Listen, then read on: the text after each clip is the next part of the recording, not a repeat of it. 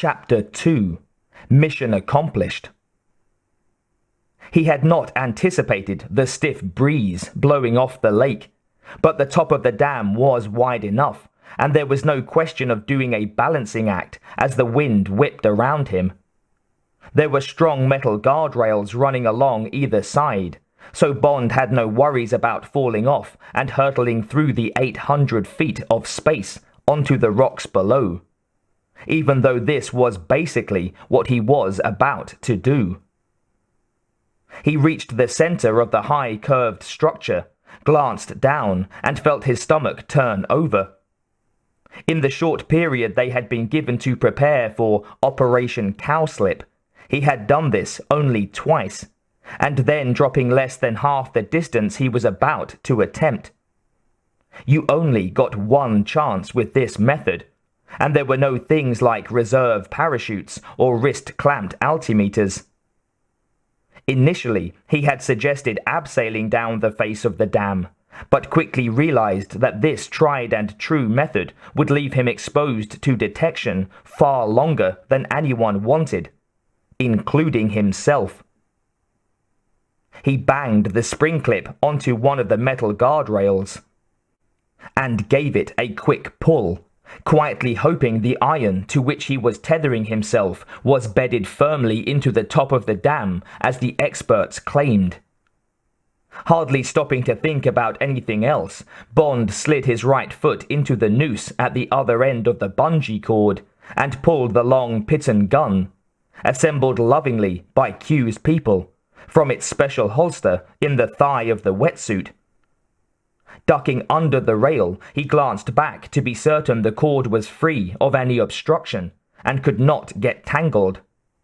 Then, expelling his breath in a loud wah sound, James Bond launched himself from the top of the dam. This was nothing like free-fall parachuting, because you did not have the comfortable knowledge that, when the moment came, there was a chute on your back. Bond's stomach was still up on top of the dam as he plunged downwards. The drop seemed endless. He could feel his body moving faster, and even felt the resistance of the air through which he moved. His ears sang, and his facial muscles ceased to be of any value. His cheeks forced back, and his mouth stretched in what he knew was a kind of hideous grin. As he plummeted, with the dam's wall only a foot or so from his body, he pushed the Piton gun forward, his hands holding firmly its twin grips, which eventually would be his way to safety. The use of this piece of equipment had to be timed to the second. If not, the bungee cord would reach its maximum length, and he would be sprung back, lifted by the cord, then falling again, and in all probability smashed into the hard wall of the dam. Struggling against the pressure, Bond forced himself to look down at the rocky ground hurtling up to meet him. He relied solely on instinct to judge the moment to fire the Piton. There was no accurate way of calculating the optimum second, and he knew that his sense of self-preservation could now easily override accuracy. Then, right or wrong, the moment was upon him. He clung to the handles of the Piton gun as he pressed the trigger and felt the projectile charge thump, the tingling of the small explosion running up his arms. The barbed arrow that was the Piton shot down, trailing a snake of around 100 feet of ultra-strong climbing rope behind it, moving with a speed that was a fraction faster than Bond's downward momentum. The Piton smashed into the camouflaged concrete at the foot of the dam at just the moment that the bungee cord had paid out its normal length, but with around 200 feet of elastation to go. Bond felt the pull, and for a second thought his arms were going to be torn from their sockets. The muscles of both arms and the right leg screamed pain through him, and he wondered if this had been the kind of thing men first felt on the rack in those days of intense physical torture. He reached forward, hand over hand, beginning to haul himself downwards to the bottom of the dam, his face contorted with agony as he fought against the pressure from the bungee cord, which was now taut, pulling, trying to drag him back up the damn wall. Finally, Bond reached the bottom, strung between the rope and the thick bungee cord. Looking down, he could see the strain on the piton, which was moving slightly in the concrete in which it was embedded. If the piton was ripped out by the tension on the bungee, he was well aware of what could happen. He would be catapulted upwards against the side of the wall. His body would be scraped as though someone held him against a huge Black & Decker sander. In the end, the bungee would leap into the air, 800 feet above. And what was left of him would be thrown down onto the top of the dam. Even now, he felt himself being torn apart by the bungee's tension and the anchored rope around his left arm. He reached up to free his boot from the loop, and the bungee shot back up the dam wall, flying upwards like a fast-moving snake. He stood for a moment, orientating himself, then moved in a crouch over the rocks, zigzagging between them to reach the air conditioning pump, which stood like a grey-painted drum about 20 yards away. The grill next to the pump had been opened, and he could see the marks where Alec Trevelyan had used a metal cutting instrument on the big padlock. As he pulled the grill back, Bond found himself looking into a dark square hole with the top elongated D-shape of a series of rungs set into the side of the wall below. Swinging himself into the darkness, he began to descend, not rushing, but moving slowly, his feet feeling out the rungs, his mind focused on finding the bottom of this black well, for he had no idea how far this maintenance shaft went down. It turned out to be a long haul, for the wide duct seemed to go down forever. Though his eyes were gradually getting used to the blackness, Bond, for the first time in his life, started to experience a kind of vertigo, his senses stretched to the limit. His muscles still ached, and his mind felt detached from what he was actually doing. Everything had happened so quickly that a part of him was still high up above the ground, plunging towards the rocks and cement. His hands on the rungs felt bruised, and there was a musty, damp smell in his nostrils. It was an odor that became stronger the further he moved downward. After what seemed to be 10 or 15 minutes and hundreds of metal rungs, his feet touched solid ground. A floor? Or was it a ledge from which he could easily fall into some bottomless pit? By now, he had ceased to trust his senses, and his mind became obsessed with heights. Very slowly, he adjusted to the blackness of his surroundings. He appeared to be in some small chamber, which he presumed was the access point to the maintenance shaft. To his right, Bond could just make out the shape of a door. His feet scraped loudly on the stone floor as he crossed to the door, gently pulling it open and moving through into what felt like a larger chamber. 2 steps in, he stopped, frozen like a statue. He could smell the scent of blood and death. More, he was conscious of the cold metal of a pistol gently resting in his neck, just under his ear. "Даже не дыши," a voice said in Russian. "Don't even breathe." Then, "Где остальные?" Where are the others? "I'm alone." His voice a fraction more relaxed. "Aren't we all?" There was a faint chuckle, and the lights came on, almost blinding him with their brightness. He turned to see his old friend, Alec Trevelyan, grinning at him, still looking like the eternal schoolboy. Many had said of Trevelyan that he had a picture in the attic, like Dorian Gray. Glad you could drop in, James. It was a slightly longer journey than I'd expected, but most of it was downhill. Trevelyan motioned towards a second door, open and revealing a curved metal stairwell. Are you ready, James? Let's do it. Bond moved first, through the door and down the spiral stairwell. You come up this way? He asked of 006. Yes. There's a door at the bottom to your right. And another facing you. That's the one with the electronic locks. Behind it, you'll find Aladdin's cave. After a fashion, anyway. Already, Bond was unzipping one of the pouches on his belt. By the time they reached the electronic door, he had the little oblong box in his hand. The box was magnetic, and he clamped it onto the side of the door, throwing a small switch as he did so.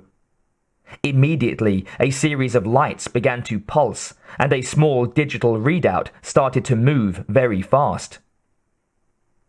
It's really quite simple, Q had said. It works very like an autodialer, except it sorts through every known permutation of numbers and letters at a speed of around 500 a second. When it detects part of a matching pattern, it starts to configure the entire electronic code. Even on a cleverly invented system, it shouldn't take more than 15 minutes to hit the right numbers or letters. As soon as it's done that, the lock will be activated. A very handy little gadget to take on a picnic, Bond had replied. Q had given him the ghost of a smile. I had it tested on the vaults below the Bank of England, he said. The people there didn't like it one bit. By the time Bond's memory took in the conversation, the box gave a final little beep and the door clicked open. They were on a high, suspended walkway, looking down on what seemed to be a huge manufacturing plant. On the far side, a row of some 6 massive stainless steel vats stood in line, linked together by slim metal tubing. This line of vats ended in a mass of tubes and pumps, which went into a much larger container, like some kind of pressure cooker. More tubes and pumps disappeared through the wall area to their right. By this time, Bond was completely disorientated. He had no idea of his position in relation to the ground above. To the left, at the far end of these gigantic containers, was another electronic door, while directly underneath them, Bond could make out a wide conveyor belt, running the length of the floor and rolling through a fringed rubber flap. What's through there? Bond indicated the electronic door. The rest of the laboratories, I should think. Trevelyan gave another chuckle. I just went missing into the connecting passages when I got here. The map M gave us was pretty accurate, so I hid up where you found me. I played at being a kind of phantom of the labs, so to speak. The music of the night down here isn't really my thing, though. Bond indicated the big red signs, decorated with skulls and crossed bones, which hung everywhere. In Russian they said, "Danger, highly inflammable." And those? He asked. They're scouring out all the equipment. I gathered from what I heard on that quite disgusting underground train ride that this is all new stuff. Has to be absolutely clean before they start processing the new horror. Smoking in here could seriously damage your health then. Definitely. And the second-hand smoke would kill very quickly indeed. Let's get the place rigged up. Bond headed towards the steps that led down onto the deadly factory's floor and clamped the electronic device onto the door at the far end. Then he began emptying his pouches and pockets of the neatly packaged timers and charges, which he had carried with him. Together, they set about placing the explosives behind the vats and on the connecting tubing. "I'll do the last one," he called to Trevelyan. "If I set it for 3 minutes or so, that should give us plenty of time to get out. The rest'll go up by spontaneous combustion." The device on the door gave its final little beep, signifying that it had unlocked the electronic password, and as it did so, a piercing, shrieking warning klaxon went off. Bond swore. "Get behind this stuff, Alec! No time to—" He was cut off by the sound of a voice, magnified by an electric loudhailer. "This is Colonel Urumov," the disembodied voice grated. "You are surrounded, and there is no way you can escape. Just drop any weapons and come out with your hands on your heads. Now!" "No way," Bond muttered, continuing down the line of steel vats that towered above him.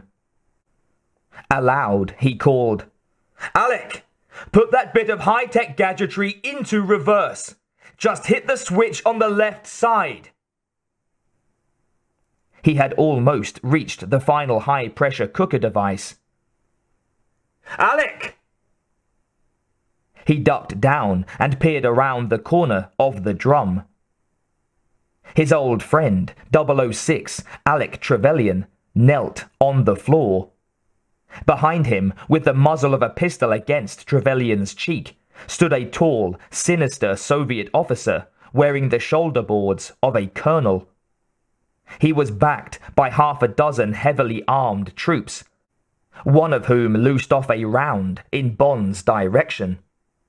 "Fool! Stop that!" yelled Urumov. "If you hit any of the hardware, you'll blow us all to hell and gone."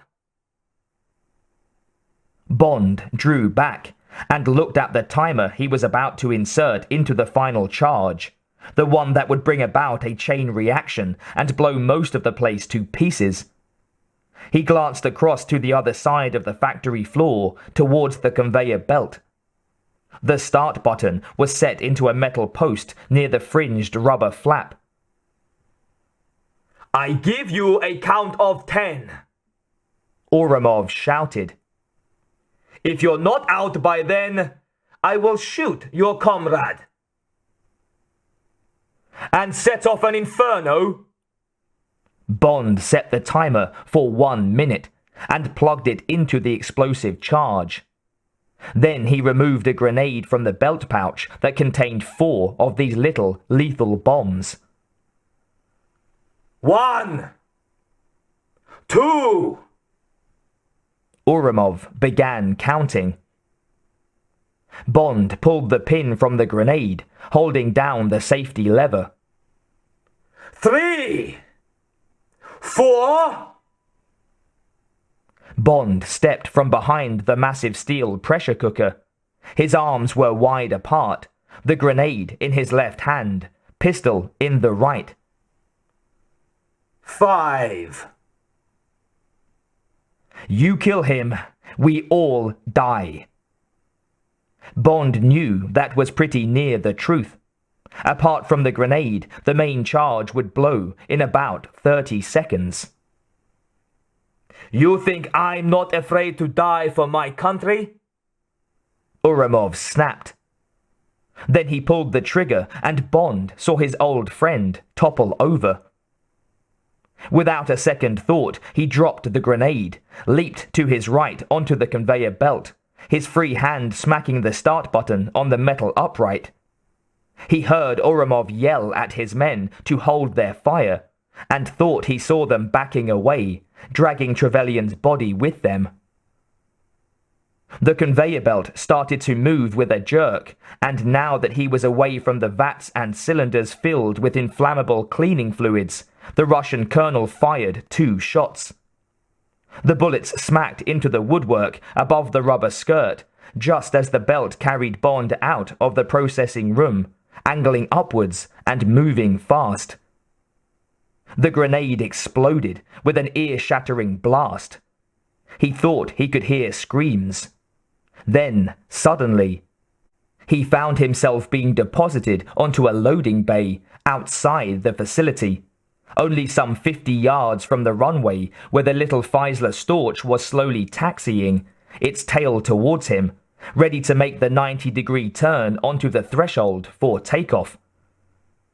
The first explosion came from deep within the earth behind him, almost throwing him forward onto unfriendly ground. Nobody was going to get out of the complex alive. That was a sure bet. So he began to run, heading towards the aircraft. With bursting lungs, Bond reached it just as it started to turn and began rolling. Behind him, another explosion. This time, a blossom of flame, smoke, and debris seemed to erupt from the ground. He leaped forward, catching the wing strut on the right-hand side of the Storch. The pilot, concentrating on keeping the aircraft straight as it began to gather speed, glanced towards him and retarded the power, trying to abort the takeoff, as Bond reached out to the handle on the cockpit door. The pilot, hitting the brakes to slow the plane, banged the rudder to the left, making the Storch yaw violently in an attempt to throw Bond from the wing strut. But when that did not work, he opened the door on his side and rolled from the cockpit, pushing the throttle to full power as he went. With a push, Bond catapulted himself from the strut to the right-hand seat, then leaned over to ease back on the throttle as he pulled himself across to get behind the controls. The aircraft was turning in a wide circle, out of control, bumping along the rough ground, lurching and dipping, first one wing and then the other, leaving Bond in no doubt that it would cartwheel any second. He snatched back on the throttle, pressed the rudder pedals to gain control, and, as another explosion fountained behind him, he swung the nose onto the runway, fishtailing violently until the Storch pointed down the center line. He was almost 2/3 of the way down the runway and at a standstill, desperately looking around the cockpit to acclimatize himself with the controls, when he felt the plane being rocked violently by another explosion.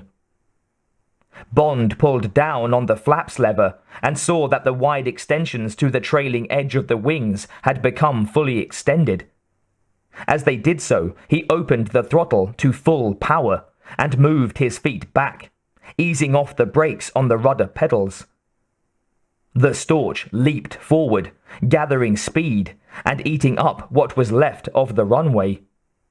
He felt the tail come up as the machine reached the end of the metal section and bounced over the 20-odd yards of turf, heading straight for the long, wide crevasse.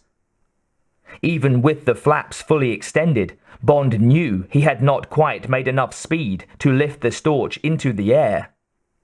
He eased back on the stick and felt the aircraft claw for its natural element. It rolled off the end of the solid ground, hung in mid-air for a second before the nose dropped as she stalled and began to lose height, falling into the deep fissure. He saw the rock face rising on both sides, great boulders and a stream less than 200 feet below, getting closer with each second. Gently, he eased off on the power, tilted the straining aircraft to the left, lifting the nose slightly so that he could gain enough airspeed for the plane's wings to take over the weight. It seemed an eternity before he could ease back, and felt the nose come right up, the whole machine stabilizing. Slowly, he began to climb from the gorge and turn back over the facility, which was now rubble and fire leaping from under the ground. As he climbed away, Bond thought he saw the dam begin to split and crack, spilling water across the entire valley. It was no time to feel any sentiment. Alec Trevelyan had taken the same risks as anyone else in the 00 section. If not for a twist of fate, it could have been himself down there, shot through the head, his body being slowly covered by the water that was now crashing white from the lake. Flying as low as he dared, Bond began to play tag with the mountains as he steadily made his way back to the area where, in a matter of hours, a submarine would take him back to England with Operation Cowslip successfully accomplished. On reflection, the one thing that had pleased him was the fact that there had been no biological or chemical weapons actually in the complex. If there had been, the idea of blowing the place up was just about as foolish a concept as you could have. So, he presumed, M had already known there was little likelihood of deadly germs or toxic chemicals at the plant. There was no way he could know that, in less than a decade, Colonel Urumov would rise from the dead to become a thorn in his side and place him in even greater danger.